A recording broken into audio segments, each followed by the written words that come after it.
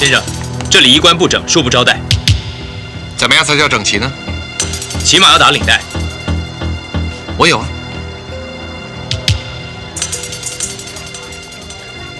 由继承他衣钵的徒弟刀仔代替其致力于慈善事业。刀仔在龙武的陪同下，出席一场在美国旧金山举办的慈善晚宴。他在台上讲话的时候，一个叫 C.N. 代的暴发户出言挑衅，让刀仔见识到了什么叫嚣张。C.N. 代提出现红10万，只要刀仔能在1局之内赢他100万，自己就捐1000万，但如果输了，他师傅就改号瘟神。刀仔欣然应允，两人玩的是21点。这个游戏并不是靠点数多取胜，只要没有超过21点，就可以一直要牌，也可以随时停牌，所以反而是拿到小点数的刀仔胜率较大，而他又接连抽到了可以拆牌的对牌，最后硬是拆出了16份牌，基本拿光了小点数牌，而 C.N. 代拿到大点数牌的概率飙升，最后更是一个臭手拿到了 K 牌。这场刀仔直接赢了160万。旁边的主持人事事捧场，夸刀仔名师出高徒，可以称之为赌侠。而在赌圣的故事中，赢得世界赌王大赛的阿星并没有刀仔那么风光，他靠特异功能赢来的钱只能用来做慈善，不可以使用，如果用过3次会直接狗带，所以阿星一直和叔叔挤在合租房里吃泡面。叔叔提出一个想法，既然靠特异功能没法赚钱，不如去学习真正的赌术，学成归来后赢尽天下财富。阿星觉得这个主意简直绝妙，名声在外的赌神高进自然就成了阿星的首位拜师人选。但高进早已退隐，想见到他都难于登天，更何况拜他为师。据说高进的徒弟刀仔近日会来香港，叔叔提议可以录一个视频，请刀仔帮忙转交给赌神，说干就干。两人研究一番后，阿星觉得千篇一律的拜师说辞可能不会引起赌神的注意，便另辟蹊径录了一段看起来不太像虚心拜师，倒像是疯子挑衅的视频。看完视频的刀仔骂了一句神经病后关掉了电视。此时刀仔和龙武被上山先生安置在一栋别墅里，风水轮流转。以前他还是个穷小子的时候，和女友住在山下的小土房里，只能遥遥看着这栋灯火通明的别墅。现在他终于得偿所愿住了进来，女友却已经嫁了人。龙武接到妹妹龙九的电话后出去了，上山先生说了几句客套话也随之离开。阿星和叔叔不顾保镖的阻拦闯了进来，阿星十分自来熟的以师弟的身份和刀仔打招呼，并表示要和刀仔赌一局，如果自己赢了就立刻带他去见师傅。刀仔觉得阿星是有些大病在身上的，马上提出如果他输了就不要再来烦自己。两人决定玩比大小，一个靠先天特异功，一个靠后天名师教导，结果就是没分出胜负。刀仔敷衍了一句师傅不在香港，阿星却不见到赌神誓不罢休。这时龙武带着龙九返回了别墅，人狠话不多的他掏出手枪劝退了阿星和叔叔。刀仔误会了龙九的职业，龙九也误以为刀仔是个 SC 狼。龙武见状赶忙互相介绍了二人。妹妹龙九是香港政治部的高级督察，和哥哥一样沉着一张脸。刀仔对这个冰山美人一见钟情，自我介绍说自己是高贵大方脱俗的那种人，绝不是 SC 狼。话音刚落，之前的小弟就带着刀仔叫的外卖来到了别墅，狠狠打了刀仔的脸。被赶出来的阿星和叔叔没有善罢甘休，二人一身黑衣潜入了别墅，势必要闹的刀仔鸡犬不宁，好让他妥协带自己见赌神。阿星利用自己的特异功能催眠和幻觉整蛊了刀仔一番，再次被机警的龙武发现，两人发挥演技，坐在地上哭天抢地表示自己拜师的诚心，还下定决心要跪死在门口，直到赌神收自己为徒。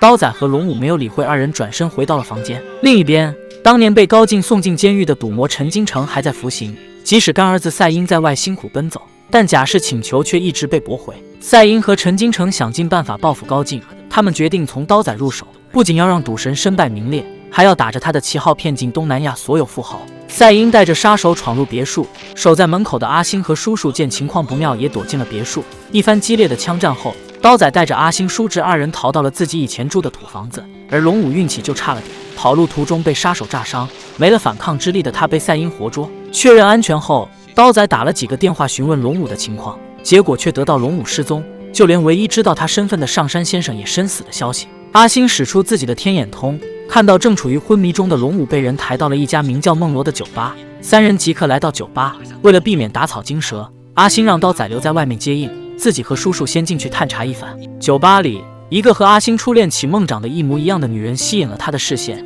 女人说自己叫梦罗，是这家酒吧的老板。面对阿星和叔叔提出的真假启梦的问题，他只当是男人搭讪的老土借口。不过梦罗的口味真的很刁钻，看不上风度翩翩的阿星也就罢了，居然对一脸猥琐气质的叔叔情有独钟。被叔叔抢了女人的阿星十分挫败，完全忘了此行的目的。阿星一整夜没睡，大清早还站在门口唱起了苦情歌，接着又拉着刀仔絮絮叨叨说个不停。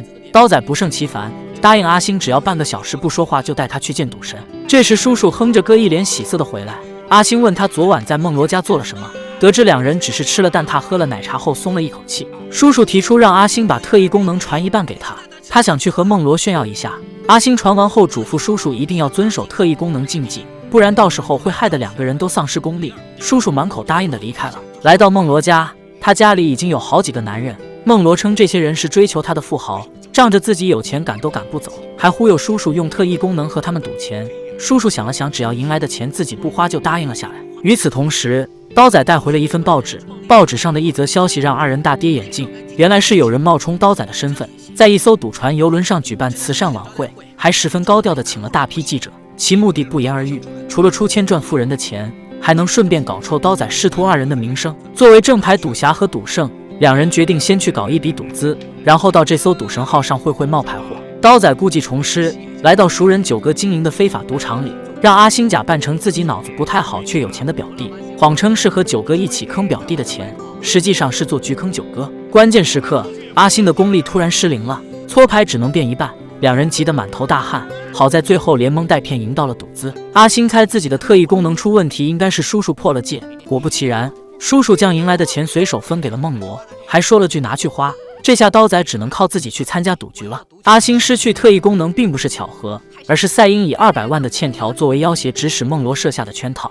没想到孟罗完成任务后，赛因却翻脸不认账。第二天，刀仔和阿星来到船上，当着众多记者的面表示二人才是真正的赌侠和赌圣，除了可以直接联络赌神作证外，还有一身赌术可以证明。赛因闻言吩咐人安装一部长途电话，然后提出先赌一把辨别真假。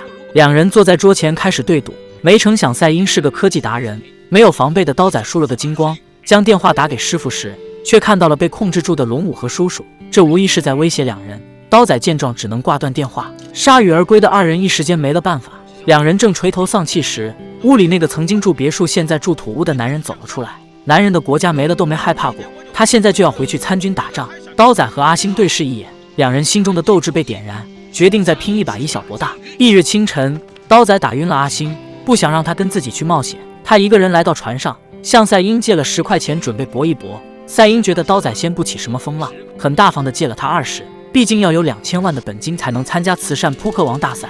这次刀仔有了防备，20块的本钱很快就翻了好几十倍。与此同时，阿星也醒了过来，从新加坡执行任务归来的龙九找到了他，两人为了同一个目标结伴来到赌船。阿星发现一间有人把守的屋子，进入房间后见到了孟罗。孟罗将自己知道的事情告诉了阿星，嘱咐他要小心赛因从大陆请来的一个叫大军的特异功能高手，最后还用爱情的力量帮他恢复了功力。阿星斗志满满的来到赌场，见到了同样有特异功能的大军，两人当场斗起了法。这样下去不是办法，慈善扑克王大赛即将开始，他们的本金还远远不够。于是二人耳语了一番，假装都拿着筹码，实则阿星怀里塞的是香烟。二人兵分两路跑向不同的赌桌，阿星吸引大军的注意力，给刀仔争取了足够的时间，终于在最后关头成功赢到了2000多万。慈善扑克王大赛开始，被龙九救下的叔叔和孟罗也来到现场。阿星在比赛前破坏了赛因的高科技，刀仔则防备着大军的特异功能，一时间大杀四方。